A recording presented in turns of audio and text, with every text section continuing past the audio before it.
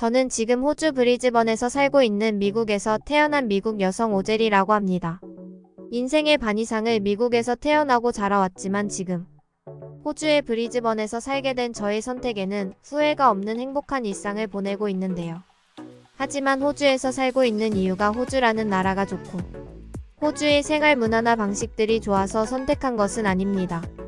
제가 호주라는 나라에서 새로운 인생을 살아가기로 선택한 이유에는 지금도 자주 연락을 주고받는 한국인 아주머니분들의 영향이 상당히 컸는데요.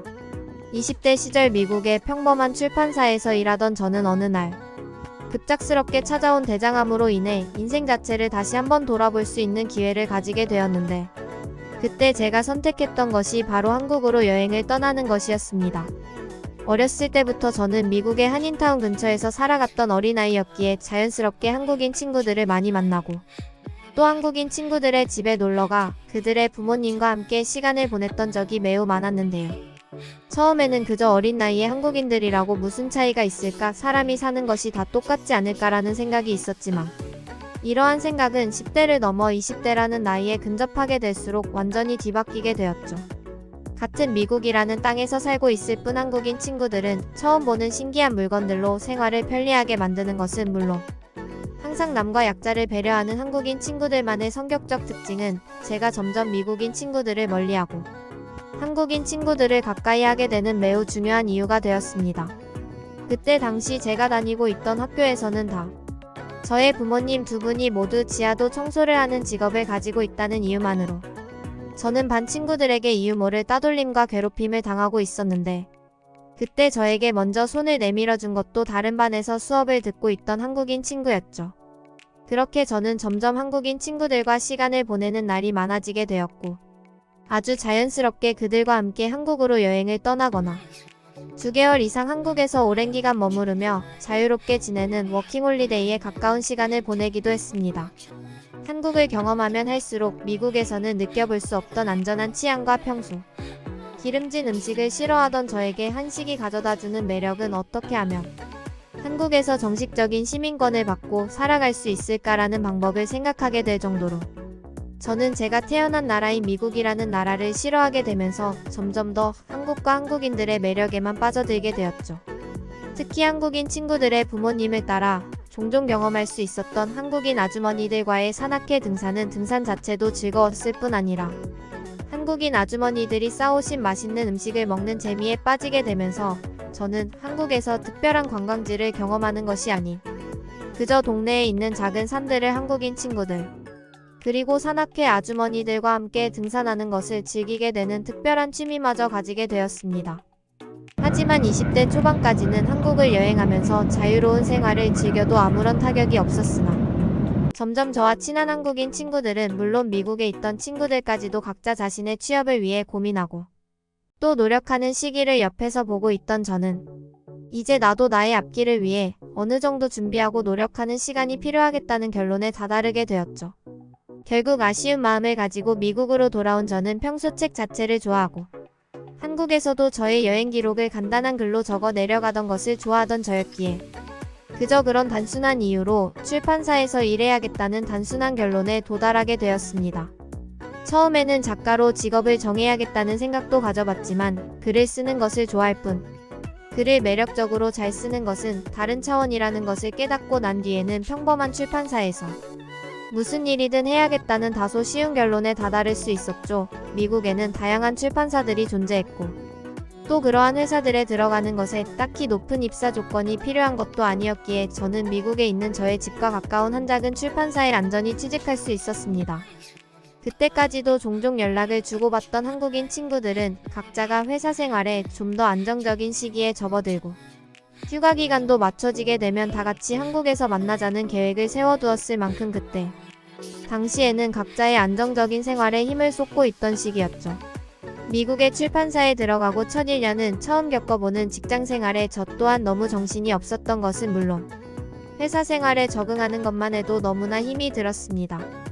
하지만 누구나 처음 회사에 들어가고 적응을 할 때에는 피곤하고 힘든 것이 당연했기 때문에 저는 그래도 다른 직장 동료들에게 피해를 주지 않기 위해 제가 할 수 있는 최대의 노력을 하며 점점 회사 구성원으로서 성장해 나가고 있었죠.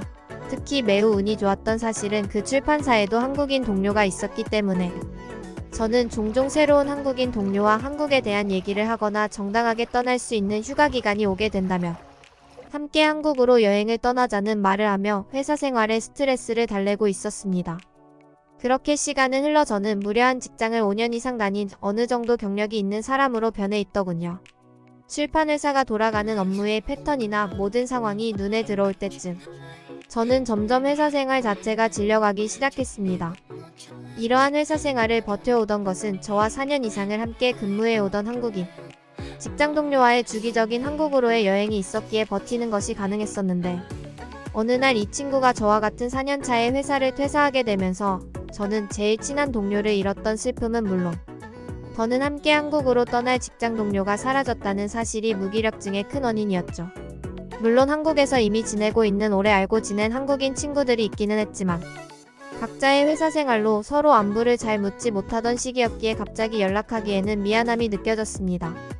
혼자 한국으로 여행을 떠나는 것도 충분히 가능하기는 했지만 이미 저는 혼자 하는 여행보다는 함께 떠나는 여행에 익숙해져 있던 사람이었기 때문에 혼자 떠나는 한국 여행에는 별다른 매력을 느끼지 못할 것 같아서 시도 자체를 하지 않게 되었죠.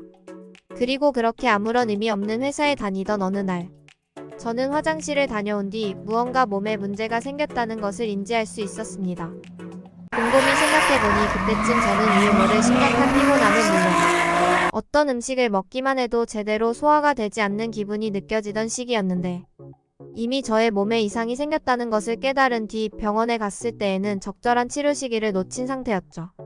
저의 건강 상태를 확인하신 의사 선생님께서는 대장과 관련된 조직 검사가 필요할 것 같다며 검사를 진행하셨고 약 2주 뒤 저는 대장암이라는 진단을 받게 되었습니다.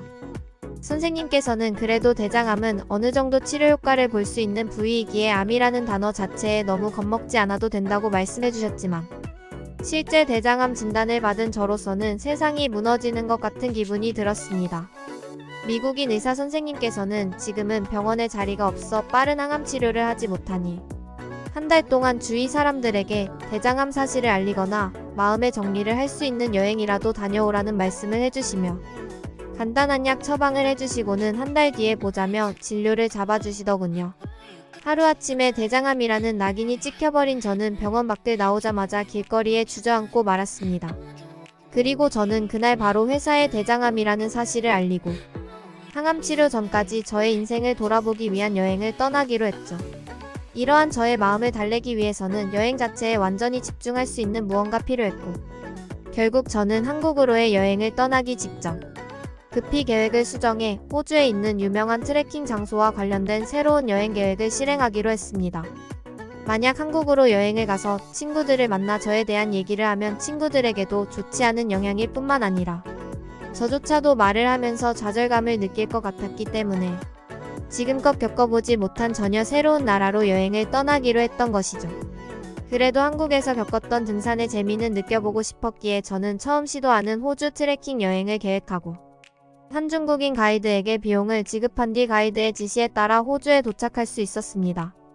한국인 가이드나 미국인 가이드였으면 너무나 좋았겠지만 급하게 계획을 수정한 탓인지 호주의 트레킹 여행을 담당하는 가이드는 그때 당시 중국인밖에 없었기 때문에 이 점은 매우 아쉬웠죠. 그렇게 저는 중국인 가이드를 만나 그날 바로 호주의 유명한 트레킹 관광 장소인 된 비블먼 트랙에 도착하게 되었습니다. 린다. 도착한 트레킹 관광 장소는 한국의 산에서 볼 수 있는 경사도는 아니었지만 넓게 펼쳐진 산들은 어느 정도 마음을 안정시켜 주더군요. 그렇게 약 1시간 정도 중국인 가이드와 얘기를 나누며 트레킹을 즐기던 그 순간 저는 왼쪽 발목과 복부에 무언가 화상을 입은 듯한 느낌을 순간적으로 받게 되었습니다. 1초도 안 되는 짧은 시간에 느껴진 뜨거운 통증은 곧바로 저를 바닥에 쓰러지게 하였고 쓰러지던 그 순간 저는 풀숲으로 사라지고 있던 기괴한 무늬를 가진 뱀을 볼 수 있었죠. 저의 발목과 복부를 확인한 중국인 가이드는 독사에 물렸다는 말만 반복하면서 저를 치료해주기는커녕 어떻게 할지 몰라 당황하며 주위를 둘러보고는 휴대폰만 만지고 있더군요. 점점 온몸이 뜨거워지는 느낌의 말도 제대로 나오지 않아 중국인 가이드의 손을 잡았지만 그는 손을 뿌리치고는 이상한 울음소리를 내며 도망치고 말았습니다. 저의 주위로 사람들이 모이는 것이 느껴졌지만 그 누구도 쓰러진 저를 직접 도와주지는 않았습니다. 그런데 바로 그때 무언가 익숙한 한국어 억양과 목소리가 들리더군요. 한국의 산악회에 가면 종종 들을 수 있었던 강한 억양과 목소리인 한국어로 형님이라고 외치던 한국인 아주머니분들의 목소리였습니다. 아주머니께서는 정신을 잃어가던 저의 상처 부위를 확인하시고는 주위 사람들에게 영어로 뭐라 소리를 치셨고 곧바로 제 발목과 하체 부위를 저의 얼굴보다 높게 위치시키고는 한국인 아주머니 세 분이서 저를 가로로 들고 어딘가로 이동하시더군요. 정확히 기억이 나지는 않지만 저의 발목과 복부의 위로 아주머니들의 등산 스카프가 묶여 있었는데 저는 그러한 상황까지만 눈으로 확인하고 곧바로 기절하게 되었습니다. 그리고 다시 눈을 떴을 때 저는 한 병원의 간이 침대에 누워있더군요. 시간을 보니 많은 시간은 흐르지 않은 시간대였고 뜨거운 통증이 사라진 느낌에 살았다는 생각과 함께 저를 구해주신 한국인 아주머니들을 찾기 시작했습니다. 그리고 바로 그 순간 믹스커피 스틱을 들고 제 간이 침대로 오신 한국인 아주머니분들께서는 저를 보고는 살았네 살았어 라고 하시며 저를 꼭 안아주시더군요. 앞에 사람이 쓰러져 있었는데도 아무도 돕지 않는 황당한 상황을 보시고는 곧바로 저에게 달려오신 거라고 말씀해 주셨습니다. 평소 산악회에서도 혹시 모를 독사의 응급처치를 배워놓았던 것이 다행스럽게도 비블먼트랙에서는 독사에 물리는 사고가 빈번하게 일어나 그에 맞는 해독제가 인근 병원에 준비되어 있었다는 말과 함께 여기는 왜 사람이 쓰러져 있는데도 아무도 구하지 않냐면서 오히려 저를 향해 화를 내시더군요.